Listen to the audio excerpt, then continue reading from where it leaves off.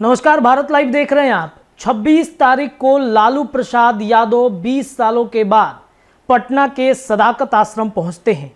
श्री कृष्ण सिंह की जयंती होती है। लालू प्रसाद यादव ने कांग्रेस के मंच से खड़ा होकर 2024 और 25 के चुनाव की बिगुल फूंकी है। लालू प्रसाद यादव को सुनने के लिए वहां पर बहुत सारे ऐसे नेता मौजूद थे, पुराने नेता भी थे, नए नेता भी थे। लालू प्रसाद यादव को हर कोई सुन रहा था। लालू प्रसाद यादव जैसे ही सदाकत आश्रम में उनकी गाड़ी घुसती है, भीड़ और लालू प्रसाद यादव को देखने के लिए जो जनसैलाब उमड़ पड़ता है, वो जिस तरीके से लालू प्रसाद यादव का स्वागत करते हैं, हर कोई चौंक जाता है। उस कार्यक्रम में नीतीश कुमार उपस्थित नहीं रहते हैं, लेकिन लालू प्रसाद यादव के लिए वो दिन काफी खास था, अहम था। लालू प्रसाद यादव ने अपने भाषण में कई तरह की बातें कही।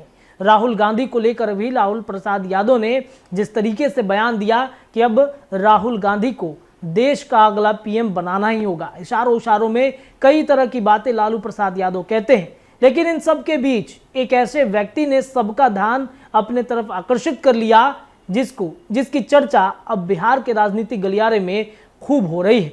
एक ऐसा व्यक्ति जिसने लालू प्रसाद यादव को सोने का मुकुट पहनाया और इस मुकुट के पहनाए जाने के बाद बिहार के सियासी गलियारे में एक तरीके से कहें तो खलबली मच गई है। कौन व्यक्ति है वो जिसने लालू प्रसाद यादव को सोने का मुकुट पहनाया, और इस मुकुट की चर्चा अब 3-4 दिनों के बाद भी खूब हो रही है। तो आज के इस वीडियो में उस व्यक्ति के बारे में बताएंगे। कौन है वो व्यक्ति? आपको बता दें कि आरजेडी सुप्रीमो लालू प्रसाद यादव कांग्रेस के मैदान में पहुंचते हैं और जिस तरीके से सोना का मुकुट उनको पहनाया गया, वो व्यक्ति का नाम है बाहुबली नेता रतन सिंह। बेगूसराय के बाहुबली नेता रतन सिंह ने राजनीतिक गलियारे में इस मुकुट के पहनाए जाने के बाद खलबली मचा दी है।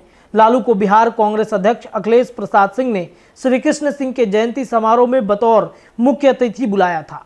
रतन सिंह लगभग 20 साल पहले जिला परिषद चुनाव से राजनीति में सक्रिय हुए थे और तब वो आरजेडी से ही जुड़े थे। जिला पार्षद का चुनाव जीतने के बाद रतन सिंह चेयरमैन पद का चुनाव लड़े। सीपीआई कैंडिडेट के खिलाफ एक साथ आरजेडी और बीजेपी से जुड़े जिला पार्षदों का समर्थन जुटा लिया। पहले खुद जिला परिषद अध्यक्ष बने, बाद में पत्नी भी डिस्ट्रिक्ट बोर्ड चेयरमैन बन गई। राजनीति से पहले बाकी बाहुबली नेताओं की तरह उन पर भी कई तरह के केस मुकदमे दर्ज हुए थे और तमाम तरह के आरोप जो कोर्ट में साबित नहीं हो सके। रतन सिंह को बतौर जिला अध्यक्ष पूरे जिला में अपना प्रभाव फैलाने का मौका मिल गया, इसलिए उन्होंने पिछले 2 दशक में जिला परिषद की राजनीति नहीं छोड़ी है। जब रतन सिंह राजनीति में आए तब उनका समय मंत्री श्री नारायण यादव आरजेडी के जिला में गार्जियन कहे जाते थे। दूसरी तरफ भोला सिंह थे जो निर्दलीय से शुरू होकर सीपीआई, कांग्रेस, आरजेडी के रास्ते बीजेपी पहुंच चुके थे। दोनों का समर्थन रतन सिंह को मिला। खिलाफ रह गई सीपीआई, लेकिन उनके साथ भी आगे चलकर संबंध सुधर गए। बात 2004 की है, जब लोकसभा चुनाव आया तो बलिया लोकसभा सीट के लिए आरजेडी से जो 2 नाम चल रहे थे, उनमें एक नाम मंत्री श्री नारायण यादव के बेटे ललन यादव और दूसरा नाम रतन सिंह का ही था। लेकिन लालू ने यह सीट गठबंधन में रामविलास पासवान को दे दी थी। एलजेपी के टिकट पर जीतकर सांसद बने सूरजभान भी बाहुबली थे और अंडरवर्ल्ड में रतन सिंह के विरोधी माने जाते थे। राजनीति के साथ ये सब दोस्त बनते चले गए। रतन सिंह की जब आरजेडी में ही रहे अखिलेश सिंह से अच्छी संबंध बनने लगी थी।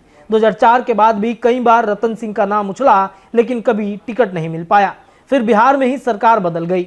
एनडीए सरकार के दौरान भी रतन सिंह का जलवा कम नहीं हुआ। वो एक के बाद एक जिला परिषद चुनाव जीतते गए, कभी खुद, कभी पत्नी या कोई समर्थक चेयरमैन बनता रहा। फिर एक ऐसा समय आया है जब रतन सिंह को बीजेपी और सीपीआई के अलावा सारे दल अपना ही मानने लगे थे। कभी वो आरजेडी के लगते, कभी जदयू के लगते, तो कभी कांग्रेस के लगते। उन्होंने भी इस इमेज को बनने से ही वो सबका साथ भी दिया है। रतन सिंह के बाद उनके परिवार से दामाद रजनीश सिंह राजनीति में आए। कांग्रेसी परिवार में पैदा रजनीश भाजपा में शामिल हुए। पहली बार जिला पार्षद में सदस्य बने और स्थानीय निकाय कोटे की विधान परिषद सीट का चुनाव जीते और फिर चुनाव लड़े और फिर जीत गए। ससुर की तरह रजनीश ने भी एमएलसी चुनाव में सीपीआई को हरा दिया। बीजेपी का संगठन साथ ही था। ससुर रतन सिंह का भी सिर पर हाथ था। रजनीश सिंह बीजेपी की राजनीति में तेजी से चमके और पार्टी के प्रदेश महासचिव से लेकर राष्ट्रीय सचिव तक बन गए।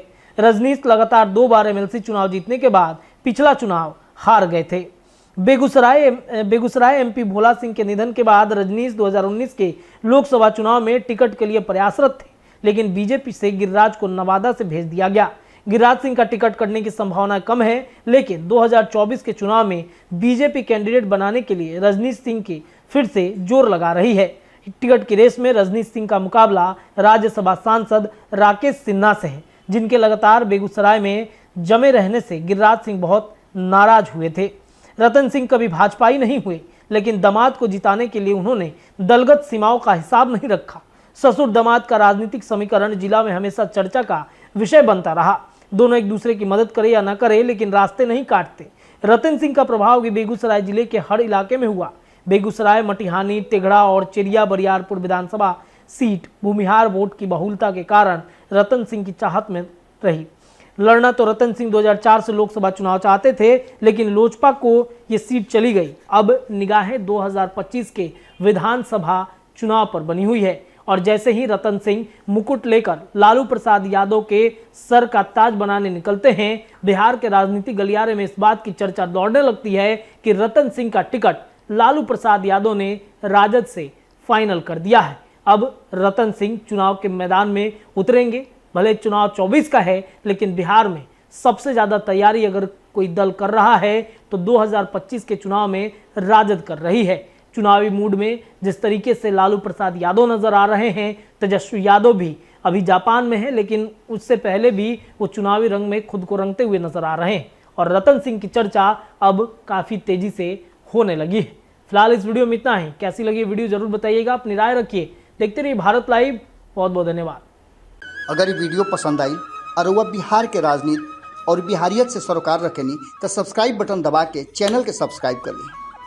ओजे एगो घंटी बा, ओकरा बटन दबा देला से कुल सटीक और मारक खबर रुआ मुफ्त में मिल जाई। अगर रुआ पत्रकारिता के हमनी के नया प्रयोग में सहयोग कर चाहतानी तो ज्वाइन बटन दबा दी। पेटीएम नंबर नोट कर ली 9386816700। धन्यवाद।